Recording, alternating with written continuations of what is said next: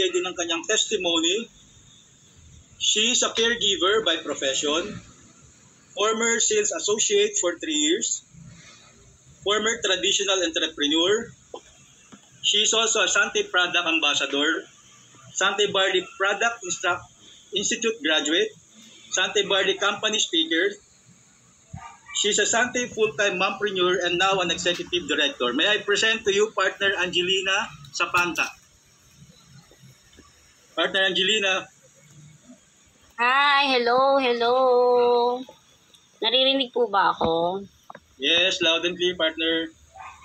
So, thank you so much, apps partner Ariel. Ang galing mo, napakagaling mong host, grabe. Talagang na-summarize mo pa talaga yung buong SPT natin, di ba? Syempre, thank you din po sa ating presenter for tonight. Ang galing, hindi halatang kinakabahan si partner Ana, napakagaling. Ang gagaling po ng Universal Champion sa na mga speaker, mapa SPP, PMAN, SPT, grabe. So talagang tinututukan po talaga natin yung mga trainings po natin, no? Kasi seryoso tayo sa negosyo na to. And of course, syempre, thank you. Ang galing-galing din ni partner Jun, si Mentor Bunso. Kasi Mentor Bunso tawag ko dyan eh. Si Mentor Bunso, si Jun Aladano. So, ang ganda ng story niya, di ba? From, from attend lang, tapos hanggang sa naging product testimony. So, talagang napatunayan niya talaga sa sarili niya na ganun kaganda yung product, kaya naman pinag-aralan niya talaga, di ba? Ngayon, pwede na nga siyang pumalit kay Doc Mikey. Kaya kulang na lang talaga sa iyo yung certificate. Ang galing, ay nako, sigurado ako, maraming matututo na yung mga, yung mga audience kapag ikaw na yung nag-SPT. Excited na ako doon, partner Bunso. Ayan, so, di ba, bigyan po natin sila ng heart reaction. Yan, patingin po muna ng heart reaction ninyo sa ating mga speakers for tonight. Yan, thank you. So, thank you very much sa pag-introduce sa akin, partner Ariel. So, let me introduce myself naman to you. I am Angelina Angel Sapanta, and I am 35 years old, di ba? Hindi ko na maalala kung ilang taon na ako. So, 35 years old na po ako. I've been in this Sante company noong 2017. So, napakilala po sa amin yung company dahil po kinailangan namin ng product. So, before po yun, ano po ba yung ginagawa ni Angel dati? As nasabi po ni Apps Ariel na isa po akong former sales associate.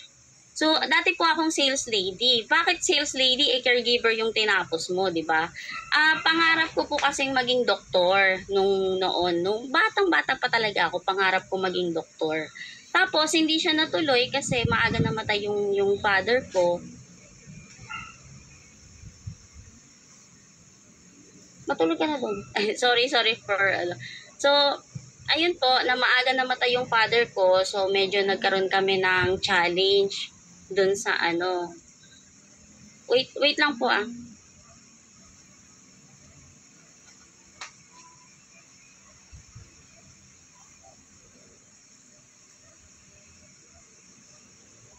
Ayan, sorry po sa sa commercial.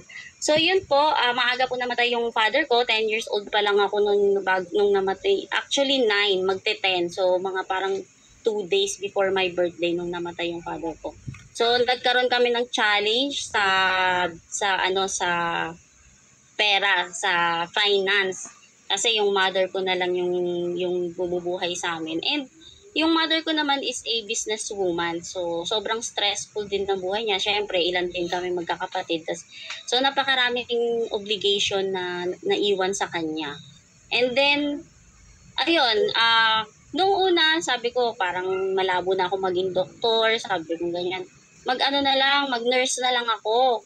Pero parang ang labo pa rin kasi yung finance namin before, ang labo pa rin. So, sabi ng ate ko, which is si Coach Ella, mag-ano ka na lang, mag-caregiver ka na lang, at least med pa rin. Tsaka yung time kasi na yun, sobrang in-demand siya. Di ba naging in-demand yung nurse, tapos naging in-demand yung caregiver. So, yun kasi parang, pangarap ko pumunta sa ibang bansa, ganun. Pero, hindi po siya, hindi ko rin po siya na-pursue kasi nung naintindihan ko yung trabaho, parang hindi ko yata kaya kasi imaginein mo yung kung kung yung mga nakakita po sa akin in person, alam niyo naman kung gaano ako kalaki, di ba? So, di ba yung mga German yung mga Germanese ba tawag, di ba? German, ang lalaki nila. So yung mga may sakit bubuhatin ko, ganun, sabi ko parang hindi ko kaya yung work. Pero ang maganda doon, nag-enjoy ako doon sa aking course. Ang dami kong natutunan, lalong-lalo na about health kasi yun talaga yung passion ko, yun. So, yun nga po, nung umuwi na po ako ulit dito sa Manila, nagtrabaho po ako as a sales associate, which is nung una sa cellphone, and then nagtagal po ako dun sa RTW. Tapos ang ano doon, kasi gusto ko rin yung passion. So nag-enjoy din ako, kaya ako nagtagal ng 3 years. 'Di ba pagka mahal mo nga daw yung ginagawa mo, parang hindi ka na rin nag-work. So, yun. So, kahit medyo maliit yung sahod, talagang inano ko siya, pinagtiyagaan ko siya. Kasi nga, wala rin naman akong ginagawa sa bahay. So, yun, dahil dalaga ako, okay lang yun. And then, hanggang sa nakapag-asawa po ako, so, di ba, yung journey, nakapag-asawa po ako, naging housewife na lang po ako after noon. And then, yun nga po, paano po na-introduce? Yun po, after po pala, naging housewife ako and then nag-open ako ng business, which is yung pre-love clothes, yung mga ukay-ukay na bundle. Which is dito lang din naman po sa amin, dyan lang sa garahe namin. Kasi may space naman kami. So yun po yung aking naging business before Sante. And then po, nakilala namin yung Sante 2017, yun na nga po. May 2017, nagkasakit po si Mama. So, nadala po siya sa ospital. 1 week pa lang po siya sa ospital, na-diagnose na po, na siya po ay may cervical cancer stage 4C, which is yung pinaka-late stage na po ng cancer. So, hindi po namin alam na meron po palang dinaramdam si Mama sa sarili niya kasi nga, sobrang stressful po ng buhay niya. Tapos, syempre, medyo masungit kasi nga, siya na lang mag-isa. So, di ba nga yung mga masusungit nga daw, yun daw po yung mga nagkaka-cancer. Di ba? So, yun. So, isa yun sa parang, yun yung lifestyle kasi niya sobrang busy, syempre. So, yung mama ko kasi sobrang matulungin. Kaya minsan, kaya nagkakaroon kami ng problema sa finance, sa kakatulong niya rin sa family din po namin. So, ayun, yes, bawal po masungit, partner Adele. Magkaka-cancer tayo. So, ayun po, nung una po, nag-take si Mama ng ibang herbal na med.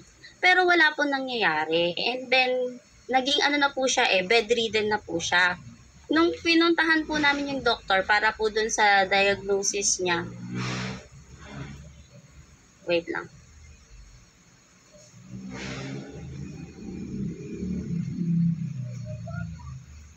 Sorry sa interruption yung anak ko kasi. So, wait. Ang maghihilot? Ayun ko. So, yun. Sorry sa commercial.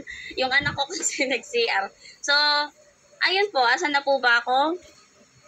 Yun, yung mother ko nga po. Nung kinausap po kami ng doktor, tinanong po namin siya kung anong stage na siya kasi tanggap na namin na may cancer siya.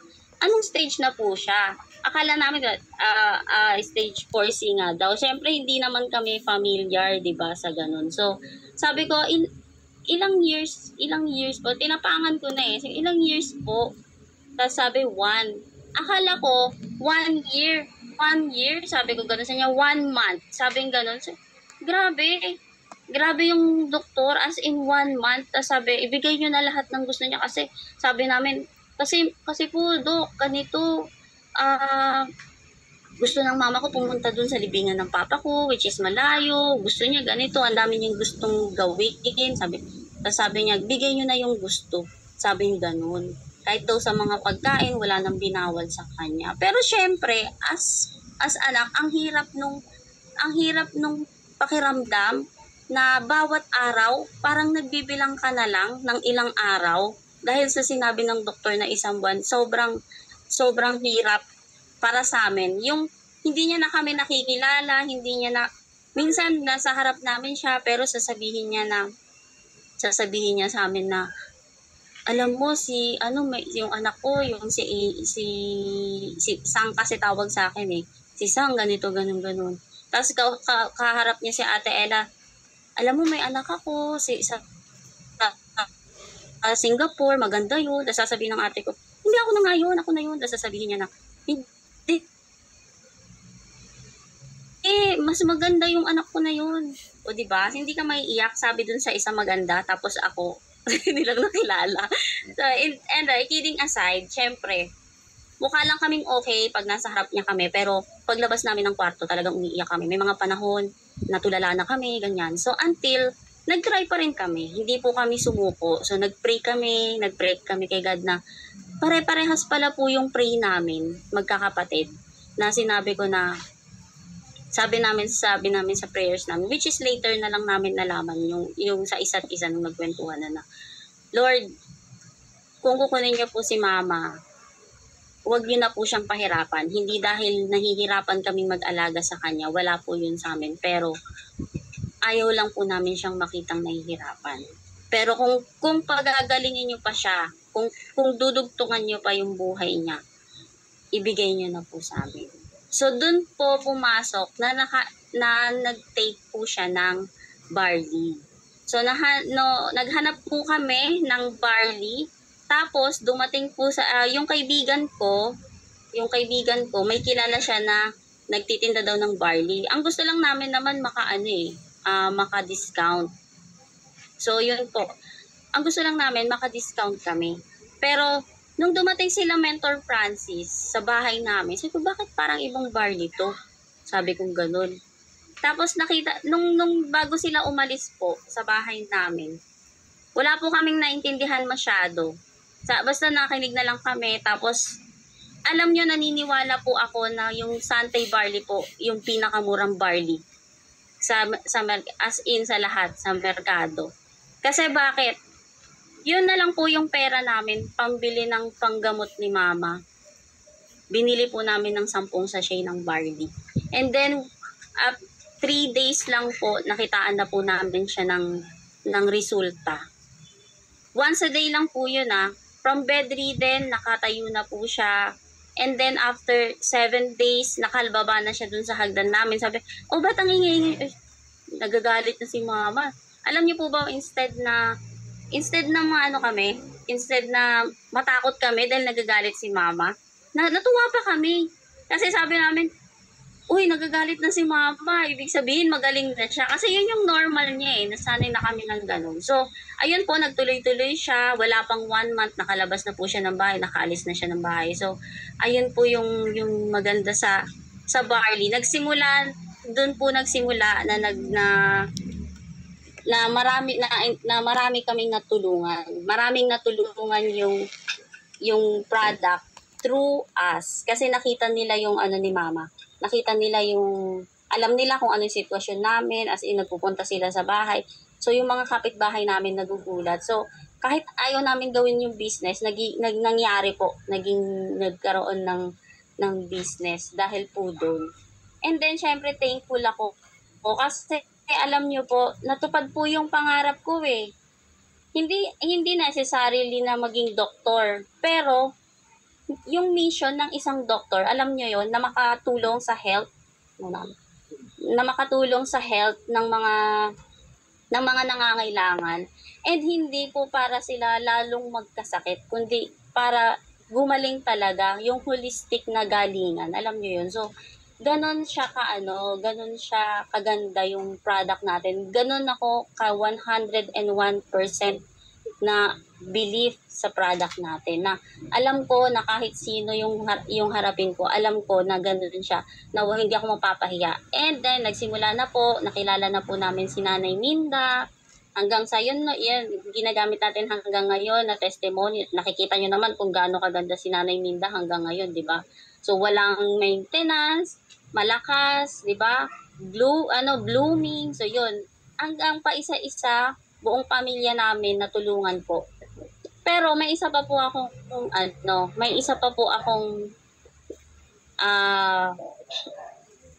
challenge ngayon.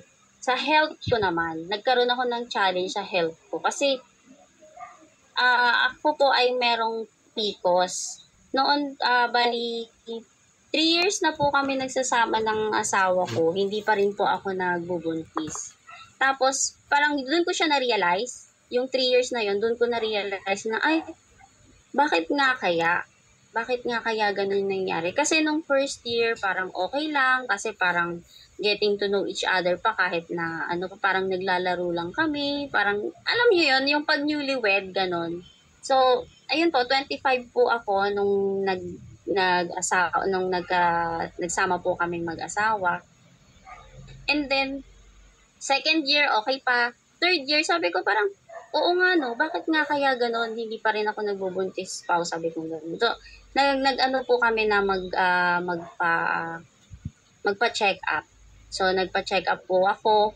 And then, nalaman ko na meron po akong PCOS. So, yun po yung pinaka-main health concern ko. Bukod sa meron akong anemic ako, hyperacidity, tsaka yung uric acid ko, mataas din. So, yun po yung parang, meron din po akong insomnia, o di ba, istinalok na lahat.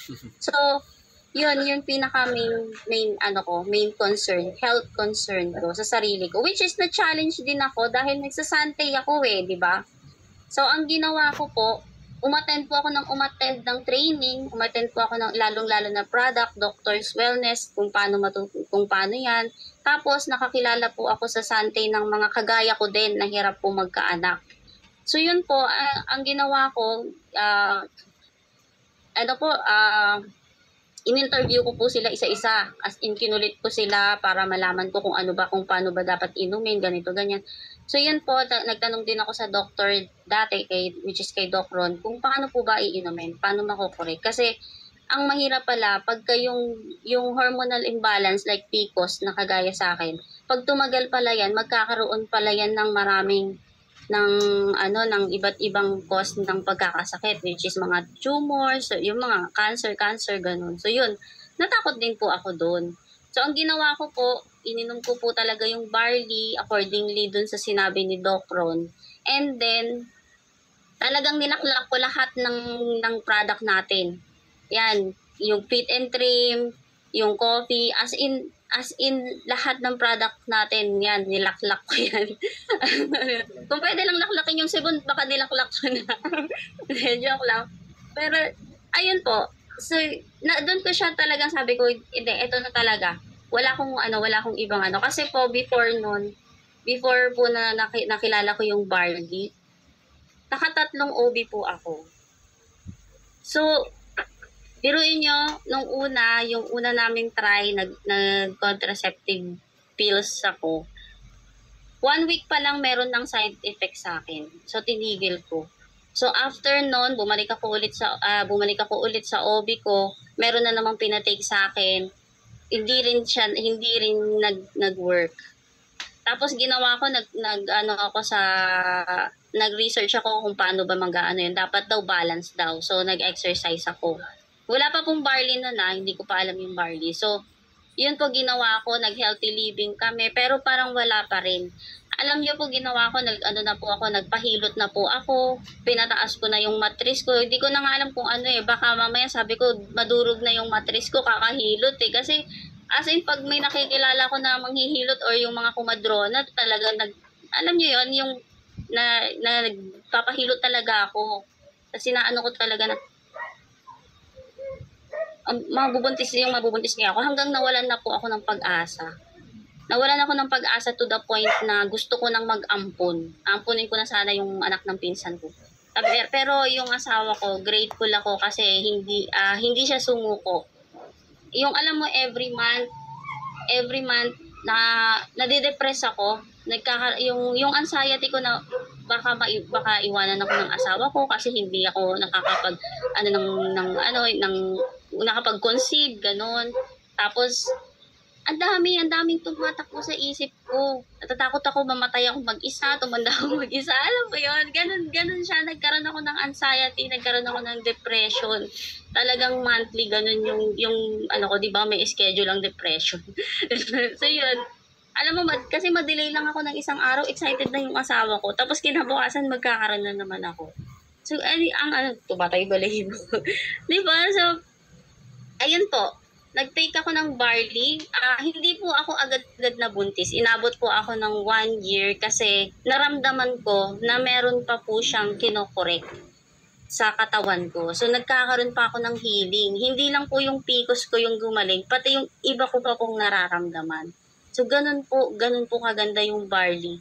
And then, ayun, hanggang one day, hindi na po ako nag-iisip. Kumbaga kasi naging maganda na yung 'di ba yung environment natin sa Sante. Napakaganda, napaka-positive. So feeling ko nakatulong din 'yun. Nakatulong din 'yun sa akin kasi nga 'di ba ang sabi nga ni Apps Ana kanina, yung holistic na pagiging healthy, yung ibig sabihin yung healthy ka is dapat physically healthy, dapat mentally healthy, and of course yung social. So nandun po lahat sa Sante, di ba? So feeling ko yun. Tapos until one day hindi na ako nag-e-expect. Yun, bigla na lang positive na. And fast forward, 3 years old na po yung baby ko ngayon. And I'm proud po akong sabihin sa lahat na barley baby po siya 100%. Kasi po nung nagbuntis ako, wala akong ibang ininom kundi barley lang. And lahat ng laboratory ko, super duper normal. Normal delivery, as in. So, ganun po siya kaganda. And buong pamilya ko natulungan. Ganun siya kaganda. So, looking forward ako, kaya kahit na nawala ako a bit sa Sante, pero yung belief ko sa Sante, lalong-lalo na sa product, ganun na lang katibay sa hindi matitibag kasi ako mismo nakatry na. And marami na pong natulungan yan. So looking forward po ako, siguro 3 to 5 years from now, na mas marami pa po akong matutulungan about hindi lang po sa business, kundi sa product natin. Kasi kagaya nga ng lagi natin sinasabi, kapag ka maganda yung product mo, yung business mo, ano na lang yan eh. Plus yung vision natin, alam mo yon, sobrang yun yung nakakapagpag-grow lalo sa akin dito sa Sante. Yung root, yung parang yun yung pinaka-root ko dito sa Sante. Yung mission is to help people live better lives, diba? Dati gusto ko lang maging doktor kasi gusto kong makatulong sa may sakit. Pero ngayon, hindi ako doktor, pero parang doktor ako kasi nakakatulong ako sa may sakit in a natural way at wala pong side effect. 'Di ba? So, yun po. Before po ako mag-end, thank you, Partner Ana. So, before po ako mag-end, ayun po, para sa akin, siguro, para sa lahat, sabi nga, prevention is better than cure. So, take your life seriously. Or baka, pag hindi ka naging serious sa, ayan, magiging serious ang iyong health problem. Kasi, ang hirap ng may sakit. Sa sarili mo, alam mo yun sa sarili mo at saka sa family mo, di ba? So, paano ka makakatulong kung ikaw mismo may sakit? Okay. So, sa lahat po ng ating partners dito sa Zoom, maraming salamat sa pakikinig sa aking sharing. Sana po, marami kayong natututunan at makatulong pa po yung aking testimony sa mga taong gusto nyo pong matulungan. With that, I am Angelina Angel, Executive Director, and I'm forever on grass.